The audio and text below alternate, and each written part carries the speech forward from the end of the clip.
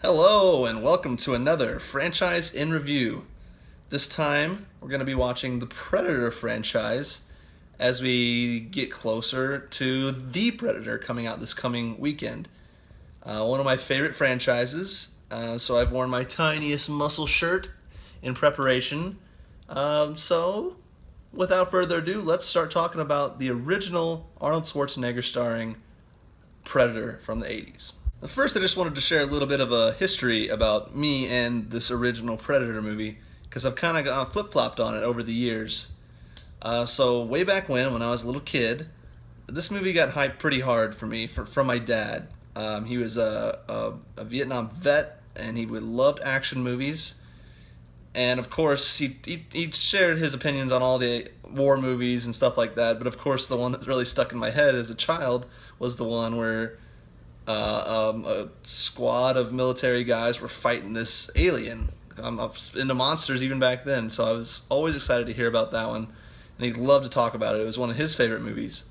So when I finally got to watching it, I watched it with him for the first time, and with him being there, just being excited to show someone one of his favorite movies, it's infectious.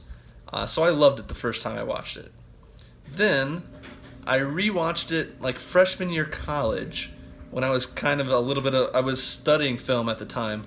I was frankly a little bit of a film snob, and I found the movie on my first rewatch to be I didn't like it too much. I didn't like the tonal shifts.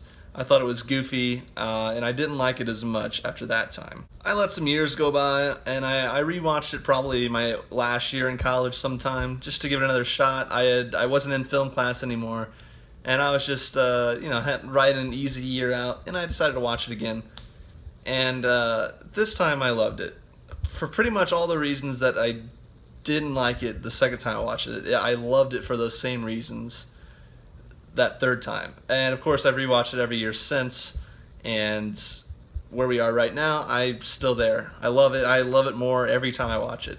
And let me tell you a little bit about why. The first thing that pops into my head whenever I think about this original Predator movie is just how ridiculously over-the-top, testosterone-filled it truly is. It's just ripped sleeves, muscle-bound, sweaty dudes walking through the woods, doing the manliest manly things, hip-firing these giant guns, mowing down whole forests. It's so over the top, and I love it. Secondly, the thing I love the most about it probably, and the thing that made me not like it after the second viewing, is this tonal shift in the middle of the movie. And if you've seen it, you know what I'm talking about. Basically, it goes from being a standard kind of Arnold Schwarzenegger vehicle, like I said, over-the-top action, the goofy one-liners, just being untouchable, mowing down people, hip-firing, big machine guns, stuff like that, just kind of silly. And then around the halfway point, it switches, it's almost hijacked by a horror movie, when you have this unseen stalker thing in the trees, picking your guys off one by one, not knowing how to take it out. And it's a tonal shift that, after I watched it the second time, like I said, I thought it was kind of jarring, and I thought it cheapened the whole thing by having this first half be so goofy. It kind of ruins the second half. That's what I thought the second time I watched the movie. My stance on it now, though, however, is kind of being more familiar with Arnold Schwarzenegger's filmography, the reputation of his films back in the 80s. They were all this goofy, pretty much all this goofy over-the-top action with the goofy one-liners and just silly, overblown action that's fun to watch. You just go and watch Arnold be untouchable for 90 minutes, and it's a great time. That's what people were used to when this movie came out, when Predator came out. When Predator came out. So they're watching the first half of this movie, and they're feeling like they're in an Arnold Schwarzenegger movie, a generic one. He's in the woods with his buddies, killing everything in sight.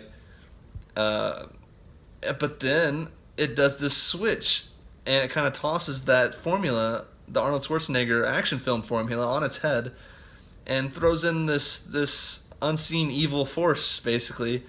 They start killing all of his elite commandos, and even Arnold himself. I mean, of course he prevails, but he even bleeds. He gets the crap beaten out of him, and he feels like more of a real character than almost any of his other movies, to be honest.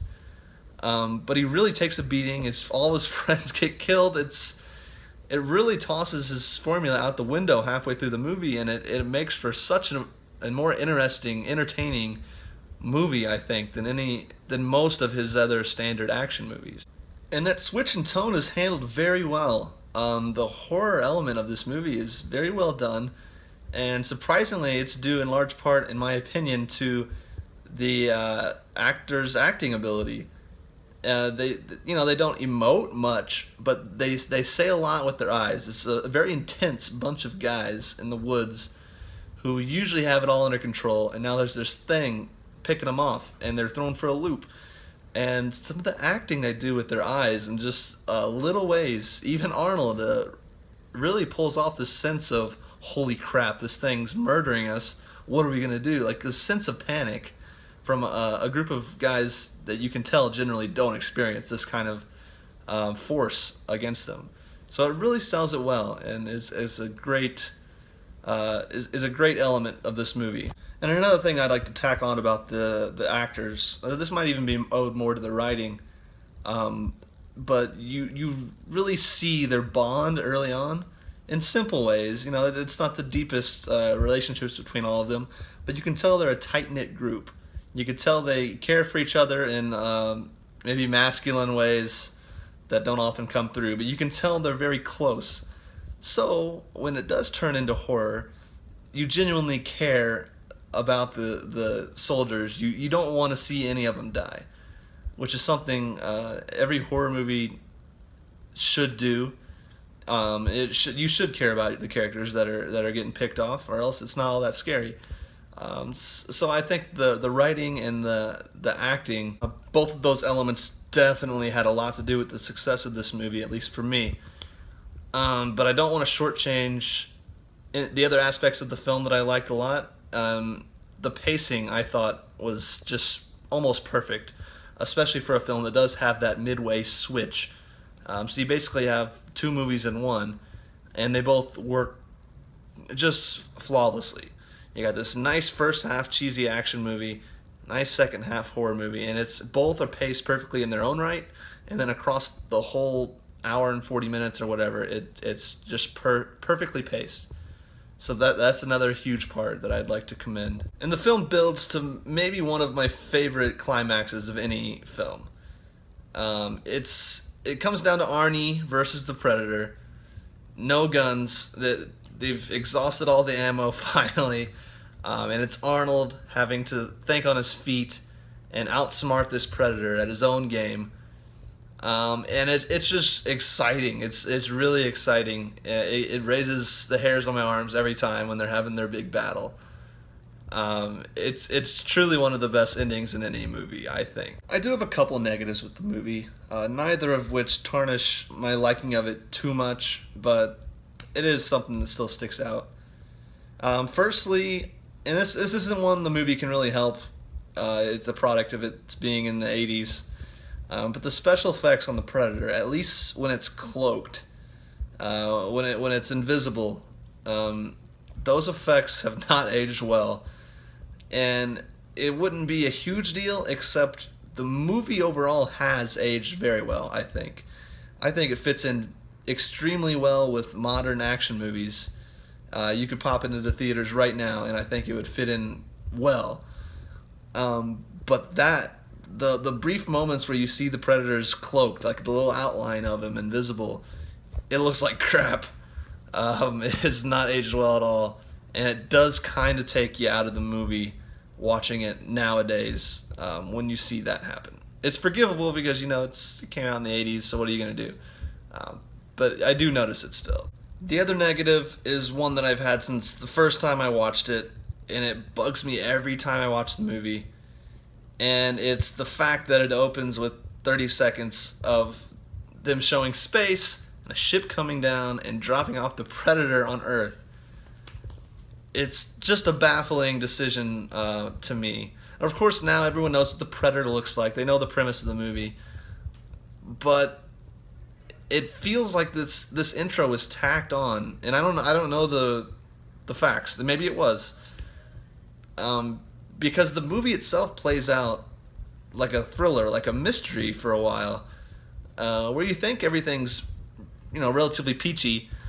But slowly they start to pick up clues like something's wrong. This other squad got taken out and they were shooting in all directions. What was it? Well, this thing, whatever it is, it's in the trees. What could it be? But from the very first time they encounter one of these mysteries, these little clues in the jungle, there's no mystery at all, because you saw the thing get dropped off on Earth in the first place. Every time they're like, what is it? What could it be? It's a thing. It's not a man. It's a whatever it is. It's an alien. Yeah, we all know. The whole audience knows it's an alien. So any suspense surrounding what is knocking off these elite commandos is just lost. And like I said, at this point I'm rewatching it for the dozenth time. So it's not a surprise. It wouldn't be a surprise to me anyway if they didn't have that 30 seconds.